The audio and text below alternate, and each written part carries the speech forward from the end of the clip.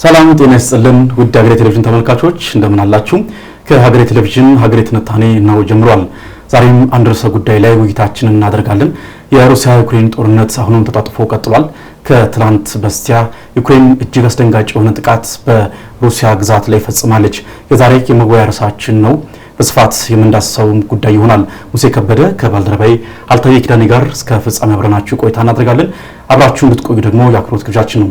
እንዴት ነህ አልታየ? እንዴት ነህ ሙሴ? አለን ሁሉ መልካም። እንግዲህ ዩክሬን ግዙፍ የተባለ የስፓይደር ዌብ ወይም ደግሞ የሸረሪት ድር የተባለ ዘመቻ አካሂዳ አስደንጋጭ የተባለ ጥቃት በሩሲያ ግዛት ላይ ፈጽማለች። እንግዲህ እንዴት ልትፈጽም ቻለች? ሩሲያስ ደግሞ እንግዲህ የሩሲያን የደህንነት ተቋም መታሙ አይደለም በዚህ ጉዳይ የሩሲያን ግዛት ዘልቃ ገብታ ይህንን መሰል ጥቃት ስትፈጽም በተለይ ባለፉት የ3 ዓመት የጦርነቱ ታሪክ ውስጥ ግዙፍ የተባለ ጥቃት ነውና እንዴት ልትፈጽም ቻለች? ምን አይነት ነገሮችንስ ነው በዚህ ጥቃት ላይ ተመለከትነው? የጥቃቱ የጉዳት መጠንስ ደግሞ ምን አይነት መረጃዎች እዛ ላይ ተነሱ? ምንስ ይጠበቃል የሚለውን ደግሞ ወደ በኋላ እናነሳለን። መነሻችን ግን ጥቃቱን እንዴት አየው? ባለፉት ጊዜያት የሩሲያና የዩክሬን ጦርነት በተወሰነ መልኩ የድርድር ወይንም ደግሞ ንግግሮች እየተደረጉ ስለነበር እኛም በነበረው ፕሮግራሞቻችን ላይ ምን ይጠበቃል፣ ምንስ ሊሆን ይችላል የሚሉትን ነገሮች እየዳሰስን ነበር። አሁን ባለፉት ሳምንታት ከነበሩት ጊዜያት ትንሽ ጠንከር ያለ ይመስላል። ሩሲያ በቱርክ ሲደረግ በነበረው የድርድር መድረክ ላይ ከዛ በኋላ ጥቃቶችን ስትፈጽም እናስታውሳለን በዛ ሁኔታ እና አሁን ነገሮች በጣም እየተካረሩ ይመስላል። አሁን ዩክሬን በፈጸመችው ጥቃት 117 ድሮኖችን ተጠቅማ መጠነ ሰፊ የሆነ እስካሁን በጦርነቱም ታሪክ ውስጥ ራሱ ጠንከር ያለውና ምናልባት ኮኦርዲኔትድ የሆነ የተቀናጀ ወታደራዊ ጥቃት አድርሳለች በሩሲያ ላይ ማለት ነው። ባለፉት ጊዜያት በተደጋጋሚ እና የምንሰማ የነበረው የአየር ጥቃቶች አሁን የጦርነት ሁኔታውም ወደ ቴክኖሎጂን መሰረት ያደረገ አይነት ውጊያ ሆኗል አይደለም። አሁን ለነገሩም ባለፉት ጊዜያት ከነበሩት ሁለተኛው ዓለም ጦርነት አውዳሚ ጦርነት ነው ይባላል። ምናልባት ከሱ ጦርነትም በኋላ አውዳሚው ጦርነት እንደሆነ የሚነገርለት ይሄ ጦርነት ነውና አሁን የጦርነቱ አውድም እየተቀየረ ይመስላል። አሁን 117 ድሮኖችን ነው ተጠቅማ ድሮኑ ስፔሲፊካሊ ደግሞ ወደ ሩሲያ ክልል አስርገው ያስገቡበትን መንገድ በጣም አስገራሚ ነበር። እስካሁን ከታዩት የጥቃት አይነቶችም የተለየ ነው። እንደውም ትሮጀን ሆርስ ብለው ሲገልጹት ነበር። ከዚህ በፊት በግሪክ ስነ ተረትም ይታወቃል። የትሮይ ፈረስ ትሮዮቹና የትሮይ ሰዎችና ግሪኮቹ ውጊያ በሚያደርጉበት ጊዜ ትሮጀን ሆርስ የሚባል በወታደሮች የታጨቀ ወታደሮች የነበሩበት ትልቅ ፈረስ ሰርተው ወደ ግሪኮቹ አቅንተው ወደ ትሮይ ያስገብተው ነበርና ከዛ በኋላ ነው የትሮይን ከተማ እንዳይሆን ያደረጉትና እንደዛ አይነት ቅርጽ ያለው ጥቃት ነው የፈጸሙት። ድሮኖቹ እስከ 3000 ኪሎ ሜትር 3000 ማይል 4000 ኪሎ ሜትር የሚጠጋ ከሩሲያ ከዩክሬን ማለት ነው በሚዘልቅ ሁኔታ ጥቃት ማድረስ የተቻለበት ነው። በተለያየ ቦታ በ4 የተለያዩ ቦታዎች ነው ጥቃት የከፈቱት። ድሮኖቹ ወደ ሩሲያ የአየር ክልል ገብተው ጥቃት ሲፈጽሙ የሩሲያ የደህንነት ክፍሎች አለማወቃቸው አንዱ በብዙሃን መገናኛዎች ዘንድ አነጋጋሪ ሆኗል። ምክንያቱም የሩሲያ ቅድምም እንዳልከው በመነሻህ ላይ የሩሲያ የደህንነት መዋቅር የተጠናከረ ነው ተብሎ ይነገራል።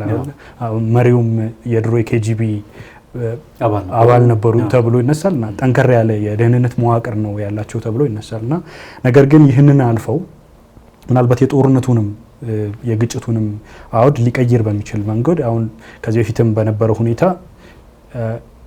ግለሰቦች ወይንም ደግሞ ሩሲያውያን ጥቃቱ በጦር ግንባር ነው ያለው ብለው ያስባሉ። አንዳንድ ተንታኞች እንደሚሉት እንደዛ ይባላልና ነገር ግን አሁን ከሩሲያ ከዩክሬን እስከ 3000 እስከ 4000 ኪሎ ሜትር ሄዶ ጥቃት መፈጸም የሚያስችል አቅም አደርጅታለች ዩክሬን። ይህ ጥቃትም የሚያሳየው የግጭቱን ወይም ደግሞ የጦርነቱን አውድ በተወሰነ መልኩ የቀየረ ነው ማለት ይቻላል።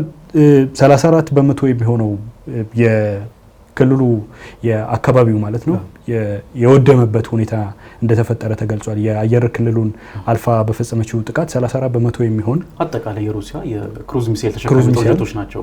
ከነሱ ውስጥ 34 በመቶ የሚሆነው አውድም ያለው የሚል ያው በገለልተኛ አካል አልተጣራም። በርግጥ ያው ክሌም መረጃውን ያቀበሉት ራሳቸው ናቸውና ከዛ ባሻገር 34 የጦር ሰፈሮችን ክሩዝ ሚሳይል ተሸካሚ እንትኖችን ካወደሙ በኋላ መጠነ ሰፊ የሆነ የገንዘብ ውድመትም አድርሷል ተብሏል። ወደ 7 ቢሊዮን የሚጠጋ ዶላር የሚጠጋ ንብረት አውድሟል ተብሏል። እና የጦርነቱንም መልኩ አሁን ቮሎዲሚር ዜሌንስኪም ከጥቃቱ በኋላ ሲናገሩ ነበር። 1 ዓመት ከግማሽ ለሚጠጋ ጊዜ ይህንን የተቀናጀ ጥቃት ለመፈጸም ዝግጅት ሲያደርጉ እንደነበር ገልጸዋልና በጣም የሚገርም ነው። አሁን ትሮጃን ዋር ብለህ የገለጽክበት መንገድ በደንብ የሚገልጽ ይመስለኛል። የዩክሬን ጥቃት እንግዲህ የትሮይ ከተማ በትልቅ ግንብ የታጠረች ነበረ እና በተጋጋሚ ሞክረዋል ትሮይን ለመውረር፣ ነገር ግን አልቻሉም። በዛ በትልቅ ግንብ የተነሳ ማለት ነው በትሮይ ቅርጽ ሰርተው ወታደሮችን በዛ ጭቃ አስገብተው እንግዲህ አፈራርሰው አቃጥለው ትሮይን በዛ መልኩ አውድመው አሁንም ድረስ በታሪክ የሚወሳ በጣም ግዙፍ ተብሎ በዓለም የጦርነት ታሪክ ውስጥ የሚነሳ ነው ትሮጃን ዋር። በተመሳሳይ መልኩ አሁንም ዩክሬን በእንዲህ አይነት ታክቲክ ወይም በእንዲህ አይነት ስልት ነው ይህንን የመሰለ ግዙፍ ጥቃት ልትፈጽም የቻለችውና እንዴት ልትፈጽም ቻለች የሚለው ጉዳይ በጣም አነጋጋሪ የሰሞነኛ አበይት ርዕሰ ጉዳይ ነበር። እንግዲህ እንደምታውቀው ሩሲያ በአንድ መልኩ የሩሲያን ክፍተት የሚያሳይ ምክንያቱም በቦርደር ነው የገቡት። እንግዲህ በደንብ ምስል ከሳች በሆነ መንገድ ለተመልካቾቻችን ለመግለጽ ያክል እንግዲህ ሲገቡ አንተም እንዳነሳኸው ቆየት ብሏል። ይሄ ጉዳይ ሲቀነባበር 1 ዓመት ከ6 ወር ከ9 ቀን የፈጀ ስለመሆኑ የዩክሬን ፕሬዝዳንት ቮሎዲሚር ዜሌንስኪ ከጥቃቱ በኋላ አስታውቋል። ከዛ ባለፈ እንግዲህ በቡድን ካቢኔት ይሉታል ወይም ደግሞ ካቢኔት እንግዲህ እንደ ቤት አነስተኛ ክፍል ነው። ልክ በእንደዚህ መልኩ በእንጨት ሰርተው የተወሰኑ ክፍሎችን በዛ ውስጥ ነው ያደረጉት። ከዛ ከዚህ በእንጨት ከተሰራው ሳጥን መሰል ክፍል ውስጥ የጣራው ላይ ምን አደረጉ? ድሮኖችን አስቀመጡ ማለት ነው። የሆነ ፓርቲሽን ወይም አነስተኛ ክፍል በመስራት እዛ ላይ ድሮኖችን አደረጉ።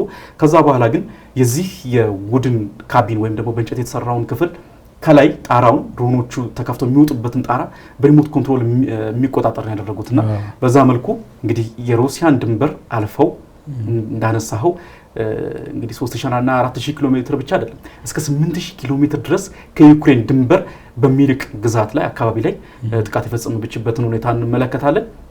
በዚህ መልኩ ነው እንግዲህ ሰርገው የገቡት። ከዛ በኋላ ወደ 4 የሚደርሱ የጦር ሰፈሮች ላይ እንዲደርሱ ነው የተደረጉት እነዚህ የድሮኖች ማለት ነው። ከሄዱ በኋላ እንግዲህ በሪሞት ኮንትሮሉ ጣራቸው ከተከፈተ በኋላ እየተነሱ እየበረሩ ድሮኖቹ የጦር ሰፈሩን አደባይተው ወደ 40 የሚደርሱ የጦር አውሮፕላኖችን ማግኘት ችለዋል። ይህ እንግዲህ እንደተባለው በሩሲያ በኩል ቁጥሩ ተጋኗል የሚል ነገር ይነሳል። በእርግጥ ጥቃቱ እንደተፈጸመ ሩሲያ አምናለች የሩሲያ ጦር። ነገር ግን ያው በዩክሬን በኩል ያለው መረጃ ነው ወደ 40 የሚደርሱ የጦር አውሮፕላኖች ወደሙ እየተባለ እየተገለጸ የሚገኘውና በጣም ግዙፍ እንግዲህ እንደ ስሙ ውስብስብ ስፓይደር ዌብ ሲሉ ነው የገለጹት። እውነትም የሸረሪት ድር የሚያስብል እጅግ የተቀናጀና በጣም ስኬታማ የሆነ ጥቃት ተፈጽሟል ልትል ትችላለህ። ሩሲያም አንገቷን የደፋችበት ጥቃት ነው ማለት ያስችላል። እንግዲህ ደፈር ብለህ ልታነሳ የምትችለው ነው። ምክንያቱም በምን አይነት መልኩ የሩሲያ የደህንነት ተቋማት የሩሲያ የድንበር ተቆጣጣሪ አካላት ምን ያህል ክፍት ቢሆኑ ነው በዚህ መልኩ ይህንን የሚያክል ሎጂስቲክስ እስከ 117 የሚደርሱ ድሮኖች በጣም ከፍተኛ የሆኑ ደግሞ በአንድ አካባቢ ብቻ ቢሆን ኖሮ ምናልባት በተወሰነ መልኩ እንደው ያን ያህል ትኩረት ማሰጠው ጉዳይ ሊሆን ይችላል ወይም በዚህ ደረጃ ያን ያህል የሩሲያን የደህንነት ተቋማት ክፍተት ሊያሳይ ይችል ይሆናል። ግን እንግዲህ 4 የሚደርሱ የጦር ሰፈሮች ናቸው። እነዚህ የጦር ሰፈሮች በተለያዩ አካባቢዎች ናቸው። ወደ 5 በሚደርሱ ግዛቶች ነው የተፈጸሙት። እንግዲህ በጣም ሩቁን ስናነሳ ከዩክሬን ድንበር 8000 ኪሎ ሜትር ያህል ይርቃል ተብሎ የተነሳው በይሄ ፋር ኢስት የምትለው ወይም ደግሞ በጣም የሩሲያ እጅግ ምስራቃዊ ወደ ሆነው ክፍል በቻይና በሚወሰኑ አካባቢ ላይ አሙር የሚባል ግዛት ላይ ነው እንግዲህ በጣም ትልቅ ጥቃት ተፈጸመው።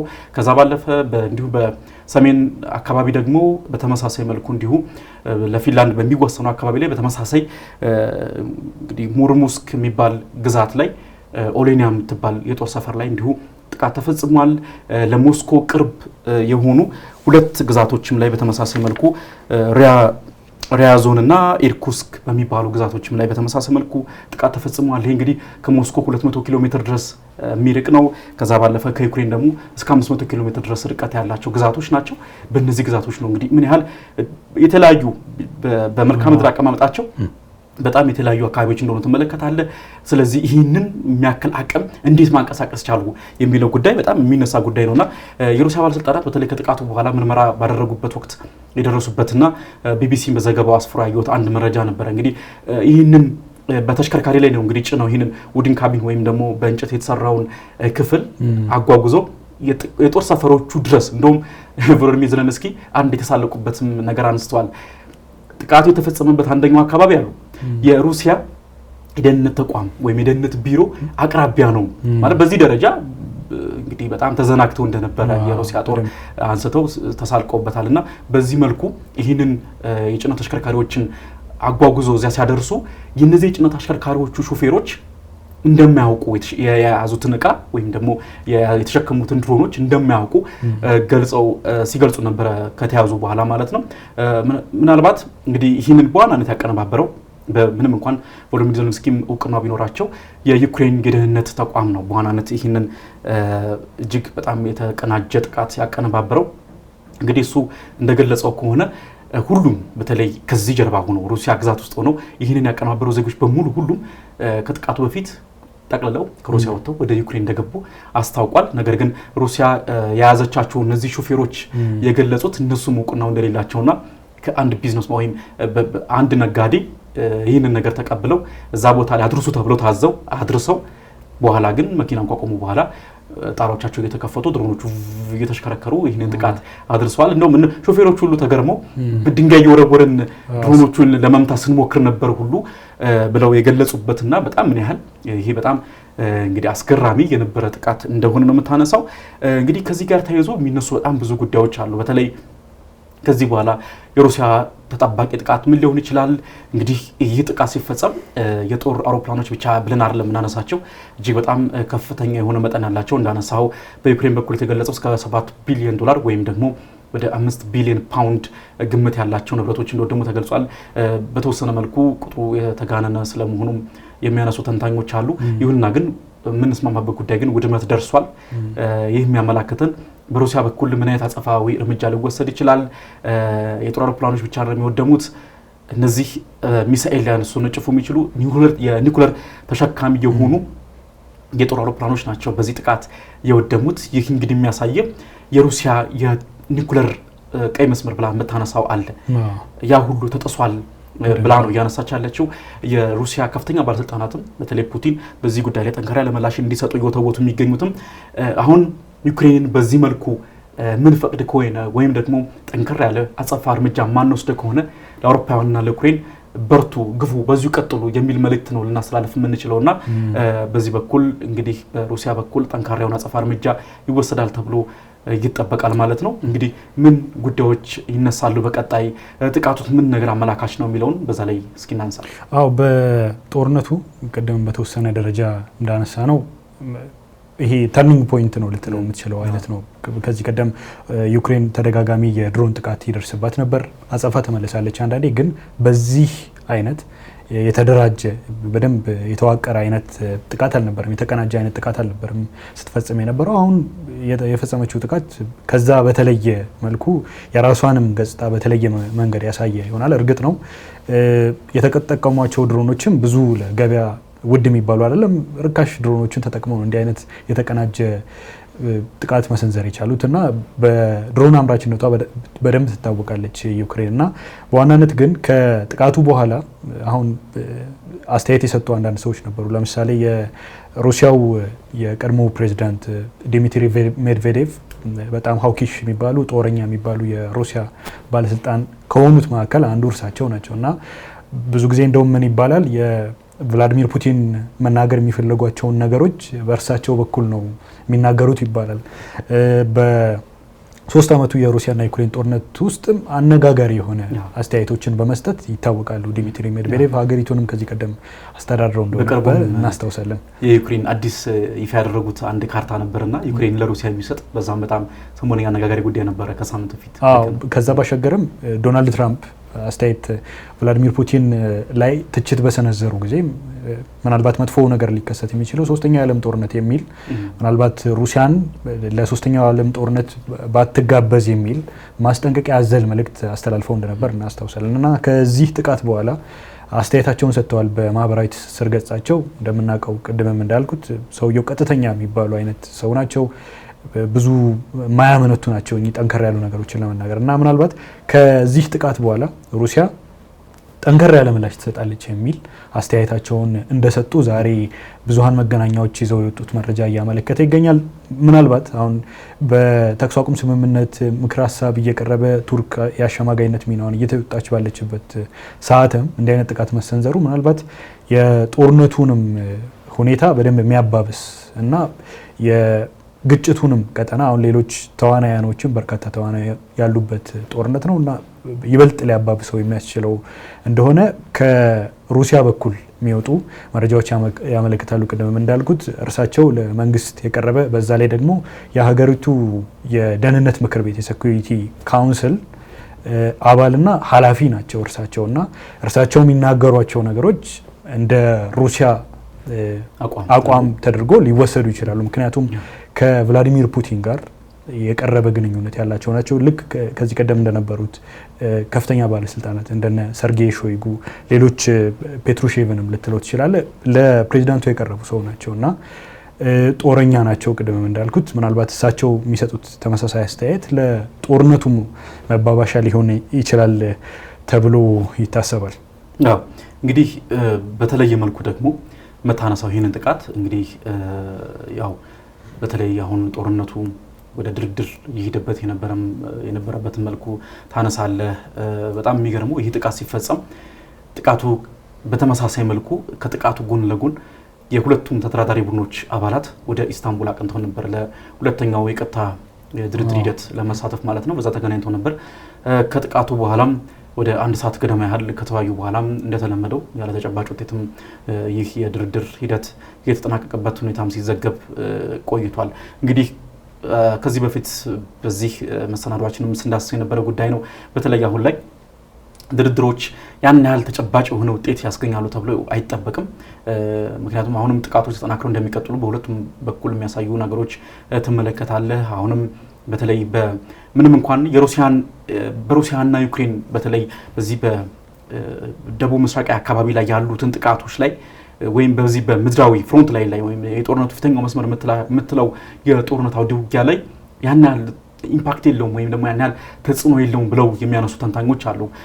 ለምሳሌ የሲአይኤው እንግዲህ ሲአይኤ በጣም ብዙ ዲቪዥኖች አሉት ወይም ዳይሬክተር ኦፍ አናሊሲስ የሚሉት አለ ወይም የየክፍለ ዓለማት ጉዳዮችን የሚተነትኑ ዳይሬክተሮች አሏቸውና የሩሲያው የቀድሞ ዳይሬክተር የነበሩ የሩሲያ ጉዳይ ዳይሬክተር የነበሩ ጆርጅ ቤይብ የሚባሉ ባለሙያን ፎሪን ፖሊሲ አግኝቶ አነጋግሮ ነበርና እሳቸው የሚጋሩት ሀሳብ ይህን ነው ማለት ያን ያህል ሲግኒፊካንት የሆነ ወይም ደግሞ በጣም የጎላ ተጽዕኖ በፊተኛው የጦርነት መስመር ላይ አይኖረውም።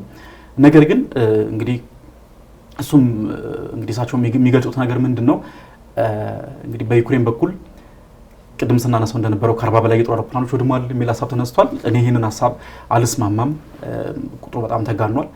$7 ቢሊዮን ኪሳራ ደርሷል የሚለውም እንዲሁ ተጋኖ ስለሆነ ከአንድ ወገን የቀረበ መረጃም ስለሆነ ተጋኗል የሚል እንግዲህ ሀሳብን ያነሳሉ።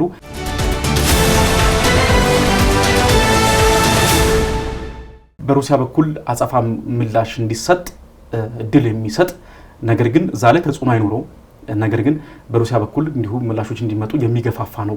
ከዛም ባለፈ ደግሞ የምናነሳቸው የድርድር ሂደቶችም ላይ መጥፎ ጥላ የሚያጠላ ነው። ነገር ግን በዋናነት በተለይ በትራምፕ አስተዳደር ላይ የሚወሰን ይሆናል የሩሲያ ከባድ ጥቃት የሚልን ሀሳብ ያነሳሉ። እንግዲህ እንደምታውቀው በተለይ ትራምፕ ወደ ስልጣን ከመጡ በኋላ በሁለተኛው መንበረ ስልጣን ዘመናቸው ወቅት የሩሲያና የዩክሬን ጦርነት በተለየ መልኩ በርቅ ለመፍታት በጣም ብዙ ጥረቶችን እያደረጉ ይገኛሉ። ከዚህ ቀደም ሲያነሳቸው ነበሩ እኛም ከዚህ በፊት የተወያየንባቸው ጉዳዮች ነበሩ። ማዕቀብን እየተመለከተ ጉዳዮች ሲነሱ ቆይተዋል። እሳቸውም በተለይ አሁንም በዚህ ጉዳይም ላይ ከዚህ ከጥቃቱን በፊት እንዲሁ ጫና እንዲደረግ ትራምፕ ጫና እንዲያደርጉ በጣም የሚገፋፉ ድምጾች ነበሩ የዩክሬን ፕሬዝዳንት ቮሎዲሚር ዜሌንስኪን ጨምሮ ማለት ነውና ምናልባት እሳቸው ላይ ያለዝቡት ይችላሉ። እንግዲህ የትራምፕ አስተዳደር በዚህ ጉዳይ ላይ ገብቶ ምናልባት ፑቲን የሚፈልጉትን ነገር ወይም ደግሞ ፑቲን ከዚህ በፊት መደራደር አድርገው የሚያቀርቧቸውን ጉዳዮች የሚሰጧቸው ከሆነ ወይም እንግዲህ አሜሪካ እዚህ ላይ እጇን የምታስገባ ከሆነና በተወሰነ መልኩ ለሩሲያ የምታደላ ከሆነ እንግዲህ በጣም ብርቱ የሚባል ምናልባት እንግዲህ በሩሲያ በኩል የሚጠበቀው ጠንካራ የአጸፋ እርምጃ ሊለዝብ ይችላል የሚልን ሀሳብ ያነሳሉ። እንግዲህ ይህ የዩክሬን ጥቃት በተለይ በሩሲያ ላይ እንግዲህ ምን ያህል ትልቅ እንደሆነ የምታነሳው ጦርነቱ ከጀመረበት ከየካቲት 2022 በፈረንጆች አቆጣጠር ጀምሮ በጣም ሶስተኛው ግዙፍ የሆነ ጥቃት ነው ተብሎ ይነሳል። በሁለቱም በኩል በየቀኑ በጣም ብዙ ጥቃቶችን እንሰማለን። ነገር ግን በተለይ በዩክሬን በኩል ሩሲያ ላይ የተፈጸመው ሶስተኛው በጣም ከባዱ ጥቃት ነው። በግዝፈት ትልቁ ነው። ነገር ግን ደግሞ ከዚህ በፊት የምታነሳቸው ነበሩ። እንግዲህ በኤፕሪል ወይም ሚያዝያ 2022 ወር ላይ የተፈጸመ ዩክሬን የፈጸመችው ጥቃት ነበር፣ ጦርነቱ ከጀመረ ከወራት በኋላ ማለት ነው። ይህ ጥቃት እንግዲህ በሩሲያ ጥቁር ባህር ላይ የሚሄድ አንድ የጦር መርከብን ላይ ጥቃት ፈጽማ ያሰመጠችበትን ጥቃት ታስታውሳለህ። በጣም ግዙፍ የነበረ ጥቃት ነው። ሞስክቫ የምትባል የጦር መርከብ ነች። እሷን የጦር መርከብ ነው እንግዲህ መጥተው ያሰጠሙት።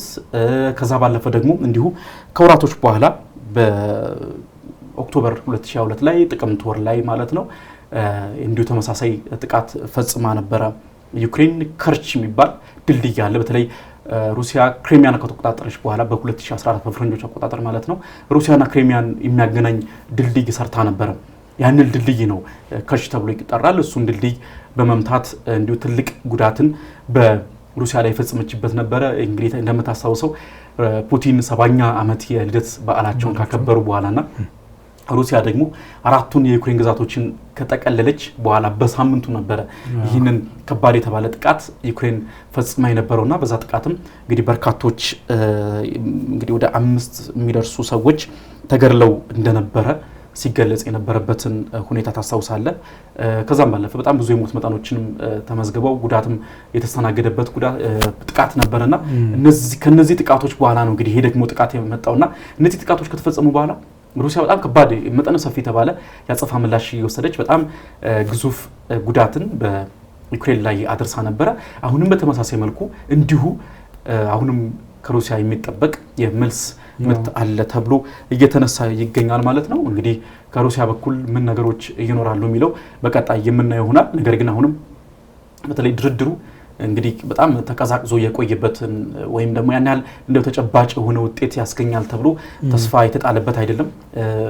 ውይይቱ ከተጠናቀቀ በኋላም በሁለቱም በኩል እየወጡ ያሉ መረጃዎች የሚያሳዩት ምንድነው በተለይ ፑቲን እንግዲህ አሁንም ያስቀመጧቸው ጠንካራ የሆኑ ቅድመ ሁኔታዎች አሉ። አሁንም ከዚህ ከጥቃቱ በኋላ በተደረገው በስታንቡል በተደረገው ውይይትም እንዲሁ ያነሷቸው በጣም ወሳኝ የሆኑ ነጥቦች አሉ።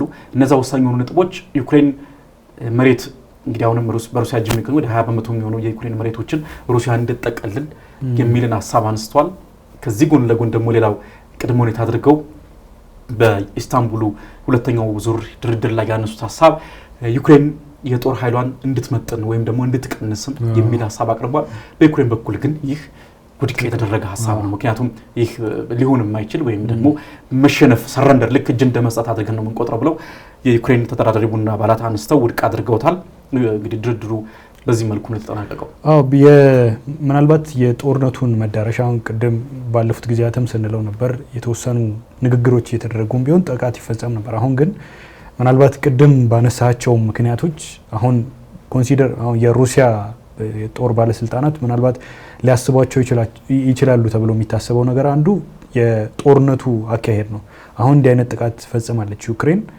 ከዛ ባሻገር ደግሞ የሚደረጉ የሰላም ድርድሮች ውጤት እያመጡ አይደለም እና ምናልባት እነዚህ ጥቃቶች ለሌላ ጥቃት እንደገና ሊጋብዝ የሚችል እንደሆነ እየታየ ይገኛል። ምክንያቱም የሩሲያና ዩክሬን ድርድር በቱርክ በተደረገው ድርድር የተባለው እንትን ሁለት አማራጭ ነው ያቀረበችው። አሁን ሩሲያ ከድርድሩ በኋላ ያወጣችው ሰነድ አቅርባለች ተብሏል። የምክር ሀሳብ ወይም ደግሞ ቅድመ ሁኔታ ያስቀመጠቻቸው ነገሮች በሁለት አማራጭ አቅርባለች። የመጀመሪያው ምናልባት የክሬሚያን እውቅና ነው። ባለፉት ጊዜያት ምናልባት የጦርነቱን እንደ አንዱ መነሻ ተደርጎ የሚወሰደው አንዱ የክሬሚያ የእውቅና ጉዳይ ነው በዓለም አቀፉ ማህበረሰብ ዘንድ። አሁን ባቀረበችው ምክር ሀሳብ መሰረት ዓለም አቀፉ ማህበረሰብ ለክሬሚያን ዓለም አቀፍ እውቅና እንዲሰጠው የሚል አንድ ቅድመ ሁኔታ አስቀምጣለች። በመጀመሪያው ረድፍ ባስቀመጠችው ቅድመ ሁኔታ ማለት ነው። ሌላኛው ደግሞ የኔቶ የአባልነት ጉዳይ ነው። ዩክሬን የመጀመሪያው የጦርነቱ መነሻ ነው ተብሎ የሚታሰበው አንዱ የኔቶን እቀላቀላለው ሁኔታ ነው። እንደሚታወቀው ጦርነቱ እንዲባባስ ያደረገው አንዱ ምክንያቱም ስትራቴጂካዊ የሆነ አቀማመጥ አላት። ብዙ የሚነሱ ነገሮች አሉ ከዛ ጋር ተያይዘው አንዱ እንደ ምክንያት ያስቀመጡት ነገር እሱ ነበርና ከዛ ባሻገር ደግሞ በመጀመሪያው ረድፍ ላይ ያስቀምጠውታል ከተባለው ቅድመ ሁኔታ መካከል ደግሞ የሩሲያ ተናጋሪዎችን መጠበቅ አለባት የሚል ቅድመ ሁኔታ አስቀምጠዋል የሩሲያ ባለስልጣናት ማለት ነው። ይሄ ግን በዩክሬን ባለስልጣናት በኩል ቅቡልነት ያገኘም አይደለም። ነገር ግን ከዛ ውጪ ደግሞ ያቀረቡትም ቅድመ ሁኔታ ነበር። ለምሳሌ ዩክሬን በ3 ዓመቱ ጦርነት ውስጥ ወሳኝ የሚባሉትን ጊዜያት የጭንቅ ጊዜያት ልትወጣ የቻለችው አንዱ በወታደራዊ እርዳታ ምክንያት ነው። ምዕራባውያን ሀገራት በቂ የሚባል የወታደራዊ እርዳታ፣ የሚሊተሪ ድጋፍ፣ የኢንተለጀንስ ድጋፍ ያደርጉላት፣ የስለላ መረጃ፣ የደህንነት መረጃ ይሰጧት ነበር እና አንዱ በሁለተኛው ተርማቸው ላይ አማራጫቸው ላይ አድርገው ያቀረቡት በሀገሪቱ የሚደረግላትን ከምዕራባውያን ሀገራት የሚደረግላትን ድጋፍ እንዲቆም ሌላ ቅድመ ሁኔታ አስቀምጠዋል። ከዛ ባሻገር አሁን የሳተላይት ኮሚኒኬሽን መረጃዎችንም ከሌሎች የምዕራባውያን ሀገራት እንዳታገኝ፣ ከዛ ባሻገር ደግሞ ባለፉት ጊዜያት ቭላዲሚር ፑቲንም ሲናገሩ እንደነበረው ቮሎዲሚር ዜሌንስኪ ቅቡል ያልሆኑ በሀገሬው ነዋሪ ቅቡል ያልሆኑ በምርጫ ሌጂቲመሲ የላቸውም ወይም ደግሞ ህጋዊነት የላቸውም ተደራዳሪ አይደሉም ብለው ያነሷቸው ነበር እና በሚቀጥሉት ጊዜያት የምርጫ ተደርጎ የሀገሪቱ አዲስ ፕሬዝዳንት እንድትመርጥ የሚል ሁለተኛ አማራጭ አቅርበዋል። ሶስት አማራጮችን ነው ከፍለው ያስቀምጡትና ይህንን ስታይ ከባለፈው ከነበረው ድርድር የተለየ ምንም ነገር የለውም ካቀረቡት ቅድመ ሁኔታ ወይም መስፈርት መካከልና የሚፈጸሙም ጥቃት አንዱ የችግሩ አባባሽ ሆኖ ሊታይ ይችላል። የግጭቱ የጦርነቱ አባባሽ ምክንያት ሆኖ ሊጠቀስ ይችላል። ከዛ ባሻገር የቀረበውም ቅድመ ሁኔታ ለዚህ ይህንን ሊቀበሉ የሚችሉበት ምክንያት የለም። ምክንያቱም ከዚህ በፊትም በነበረው ሁኔታ 4ቱን ሪጅኖች እንደገና እንዲለቁ አንድ ቅድመ ሁኔታ አስቀምጠዋል ቭላዲሚር ፑቲን በባለስልጣኖቻቸው በኩል ማለት ነው እና ይህም ኬቭም ለዚህ ምላሽ ሰጥታለች። ምንም አይነት ይህንን ልንቀበል የምንችልበት ምንም አይነት ምክንያት የለንም፣ ወታደራዊ እርዳታም እናገኛለን የሚል አስተያየት ሰጥተዋል እና ኬቭ ምናልባት እኚህ ነገሮች ሲያያዙ የጦርነቱን መዳረሻ አሁንም ሊተነበይ የማይችል ሊያደርገው ይችላል። ቀጣይነት ሊኖረው እንደሚችል ከወዲሁ ይታያል። ምክንያቱም ጦርነቱም እንደገና አግሬሲቭ የሆነች ሩሲያንም አሁን ከዚህ በኋላም ሊያመጣ ይችላል። ምክንያቱም ከዚህ በፊት በነበሩት ሁኔታዎች ልክ ዩክሬን የተወሰነ ጥቃት በምትሰነዝርበት ጊዜ የሩሲያ ባለስልጣናት ወይም ደግሞ የሩሲያ ጦር ከበድ ያለ ጥቃት በተደጋጋሚ ሲፈጽም ተመልክተናል እና ምናልባት ከተቀመጡት የድርድር መስፈርቶች የተቀመጡት ቅድመ ሁኔታዎች አንጻር እሱና ደግሞ ይሄ ጥቃት ተዳምሮ በቀጣዮቹ ጊዜያት የሩሲያና የዩክሬን ጦርነት ሊባባስ የሚችልበት እድል አለ ብዬ አስባለሁ። እንግዲህ ሁለት ተጻራሪ የሆኑ ሀሳቦች እየተነሱ ይገኛሉ። በተለይ በዋናነት እንግዲህ ይህ ጉዳይ ሊወሰን የሚችለው ወይም የሩሲያ ቀጣይ እርምጃ ይወሰናል ተብሎ የሚጠበቀው በፕሬዚዳንት ቭላዲሚር ፑቲን እጅ ላይ ነው። እንግዲህ እሳቸው በቀጣይ ሊወስኑት የሚችሉት ነገር ይጠበቃል። ቅድም እንዳነሳ ነው በዚህ ጉዳይ ላይ አሜሪካም እንዲወሳኝ የሆነ እጅ ይኖራታል። ምክንያቱም ቀጥታ ሁለቱንም ያላትም ጉዳይ ላይሆን ይችላል አሜሪካንና ሩሲያን። ነገር ግን ያው ሩሲያ ከባድ የተባለ ጥቃት በምትፈጽም ከሆነ አሜሪካ ዝም ብላ ታያለች ወይም ደግሞ እንግዲህ ከዚህ ቀደምም ሲያነሱ እንደነበረው ይህ አውሮፓውያን ጦርነት ነው እኛ እዚህ ውስጥ የለንበትም ዩክሬን ራሷ ትወጣው ብለው እንትን ሊሉበት የሚችል እንዳልሆነ ትመለከታለህ። ምክንያቱም ከዚህ በፊትም በነበሩ ሳምንታት ገብተን በተወያየንባቸው ርዕሰ ጉዳዮችም ላይ በተለይ ትራምፕ እንግዲህ በጣም ትክክል ያልሆነ እርምጃ ነው ወሰዱት ብለው ከዚህ ቀደም ሩሲያ ከፍተኛ የሆነ ጥቃት በዩክሬን ላይ በፈጸመችበት ጊዜ እንዲሁ ማዕቀብን መልሰው እንደሚያስቡና አሁንም ጫናዎችን ሩሲያ ላይ ለማድረግ ሊያጠኙ እንደሚችሉ እንግዲህ እሱን ሀሳብ የሚያንጸባርቅ ነገር አንስተው እንደነበር ታስታውሳለና አሁንም ዩክሬን እንደው ሙሉ በሙሉ አሜሪካ ትተዋለች ወይም ተጋላጭ አድርጋ ታነሳለች የሚል ነገር አይነሳም። ከዛ ባለፈ ትልቁ ወሳኝ ነጥብ ተደርጎ በዚህ የዩክሬን ግዙፍና አስደንጋጭ ጥቃት ላይ መነሳት አለበት የሚሉት ተንታኞች ያነሱ ያሉት ሀሳብ ምንድነው? አሜሪካ በዚህ ጥቃት ላይ እጇ አለበት ወይ የሚልን ሀሳብ እያነሱ ይገኛሉ። አሜሪካ እንግዲህ እስካሁን ድረስ በይፋ የወጣ መረጃ የለም። ሩሲያም በዚህ ጉዳይ ላይ በጣም ጥልቅ የሆነ ምርመራ ያደረገች ስለመሆኑም የተለያዩ መረጃዎች ያሳዩ ይገኛሉ።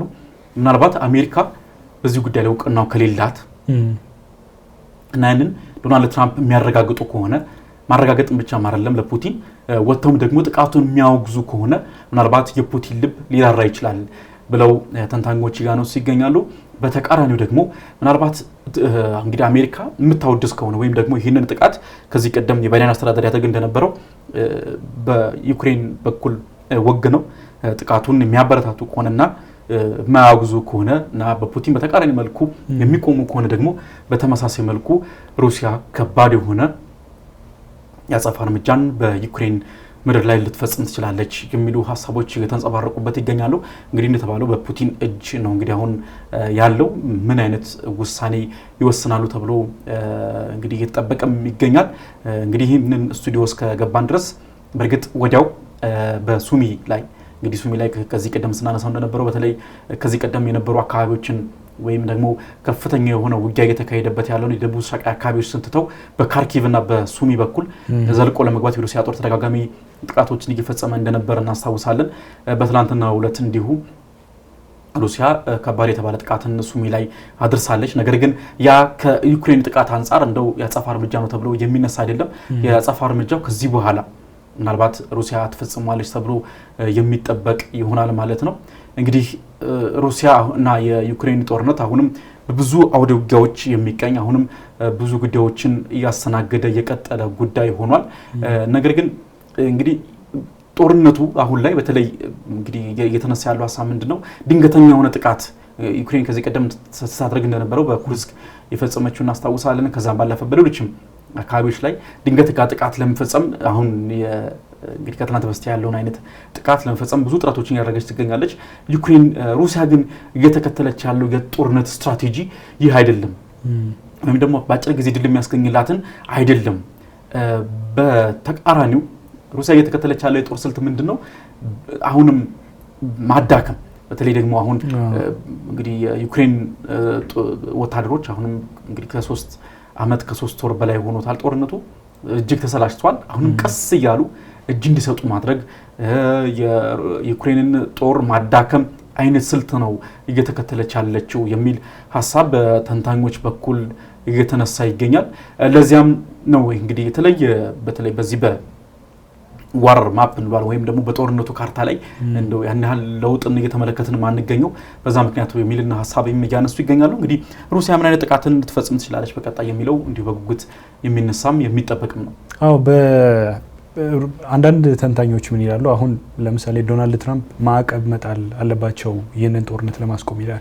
አሁን ግፊቶች እየተደረጉ ነው። ሁለቱም ዴሞክራቶችም ሪፐብሊካኑም ግፊት እያደረጉ ነው ዶናልድ ትራምፕ ላይ። ኦልሬዲ የህግ አውጪ ሴናተሮቹ ማዕቀብ አዘጋጅተዋል። ሁለተኛ ደረጃ ማዕቀብ የሚባል አዘጋጅተዋል። ኦልሬዲ ከሩሲያ የኃይል የኢነርጂ ምርቶችን የሚገዙ ሌሎች ሀገራት ላይ ታሪፍ የሚጣልበት ሁኔታ ይኖራል ተብሎ ይጠበቃል። አሁን ቅድም ያልካቸው ነገሮች የሀገሪቱንም ኢኮኖሚ ታሳቢ ያደረገ ይመስለኛል። ምክንያቱም ጦርነት በባህሪው አውዳሚ ነው። በጣም ብዙ ገንዘብ ታወጣበታለህ፣ መሳሪያ ታመርትበታለህ። ከዛ ውጪ ብዙ ወጪ ያለው የምታደርግበት እና አንዱ እየተነሳ የሚገኘው አሁን ፕሮፌሰር ጃል ዶርቲ የሚባሉ አንድ ፕሮፌሰር አሉ እና ስለዚህ ጉዳይ ሲያብራሩ 60% የሚሆነው የሩሲያ ኢኮኖሚ ወደ ጦር ግንባር እየሄደ ነው። አንዳንዶቹ በቀጥታም ባይሆን አሁን ለምሳሌ የጦር መሳሪያን ታመርታለህ፣ ከዛ ባሻገር ለጦር ግንባር የሚውሉ መሰረታዊ የሚባሉ ነገሮችን ታደርጋለህ እና በርካታ የሆኑ ገንዘቦችን ፈሰስ እያደረገች ነው እና በጦርነቱ ሲጀምር በነበረበት ጊዜ አሁን ጦርነቱን ማድረግ የሚያስችላት ኢኮኖሚያዊ አቅም ላይ ላትሆን ትችላለች።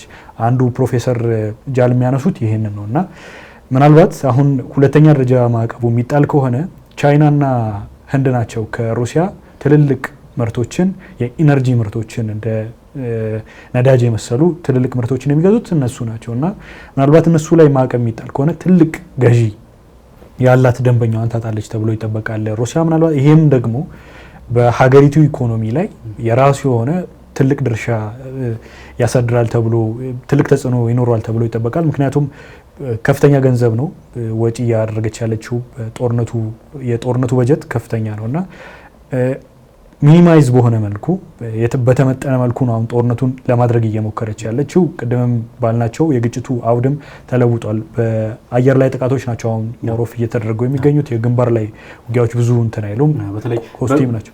በሩሲያ ዩክሬን ጦርነት ላይ ነው ይህን በጣም በስፋት የምትመለከተው። እንግዲህ ከዚህ ቀደም በነበሩ የተለያዩ የጦርነት ታሪኮች ቀጥተኛ የእግረኛ ወታደርን ልከህ ፊት ለፊት ውጊያዎችን ነበር ሳካሄድ የነበረው። አሁን ላይ ግን በተለይ ከዚህ ፌብሩዋሪ 2022 በኋላ ወይም ከሩሲያ ዩክሬን ጦርነት ከጀመረበት ጊዜ በኋላ ግን ድሮኖችን በስፋት በተለያዩ የዓለማችን አካባቢዎች ላይ የተደረጉ ባለ ጦርነቶች ላይ እየተመለከትን እንገኛለን እና እንደው አንዱ ይዞልን የመጣው የጦርነት ይህንን የድሮንን ለጦርነት በደንብ በተሟላ መልኩና ወይም የታሰበውን ኢላማ በተሳካ ሁኔታ ከመምታት አኳያ ትልቅ አበርክቶን እያደረገን ይህንንም እየተመለከትን እንገኛለን ማለት ነው። አዎ ባለፉት ጊዜያትም ባለፈው በነበረን መርሃ ግብር ላይ ያነሳናቸው ነገሮች ነበሩ። ያው የጦርነቱን ሁኔታ ታሳቢ ባደረገ መልኩ ነው ሩሲያ ኢቭን ባለስልጣኖቿን ሁላ ስትሽርና ስትሾም የነበረው። አሁን ለምሳሌ የመከላከያ ሚኒስትሩን አንስታ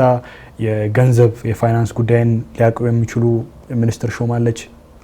የገበያ መዳረሻዋን ለማስፋት የተለያዩ ጥረቶችን አድርጋለች። ያም ቢሆን ግን አሁን እንደ ፕሮፌሰሯ ገለጻ ሰፊ የሆነ ገንዘብ ነው ወደ ጦር ግንባር እየሄደ ያለው።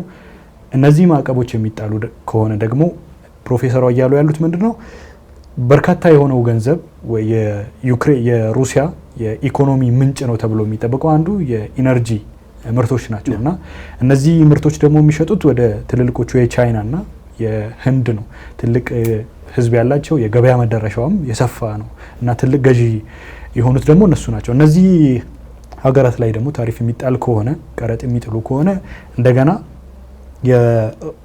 የሩሲያን አቅምም በኢኮኖሚያዊ ደረጃ ማለት ነው የሚያዳክም ይሆናል ይላሉ ፕሮፌሰሯ። ከዛ ባሻገር የጦርነቱንም ሁኔታ አሁን በቀጣዮቹ ጊዜያት ማዕቀብ ይጥላሉ አይጥሉም፣ ያው ዶናልድ ትራምፕ ባሳለፍነው ሳምንትም በተወሰነ መልኩ እንዳየነው ማዕቀብ መጣል ሩሲያን ከተኩስ አቁም ድርድር ያርቃታል ተብሎ ስለሚታሰብ ያን ኮንሲደር እንደማያደርጉ ከዛ በፊት ይናገሩ ነበር። እርግጥ ኮንሲደር አደርጋለሁ የሚል አስተያየታቸውንም ሰጥተዋል።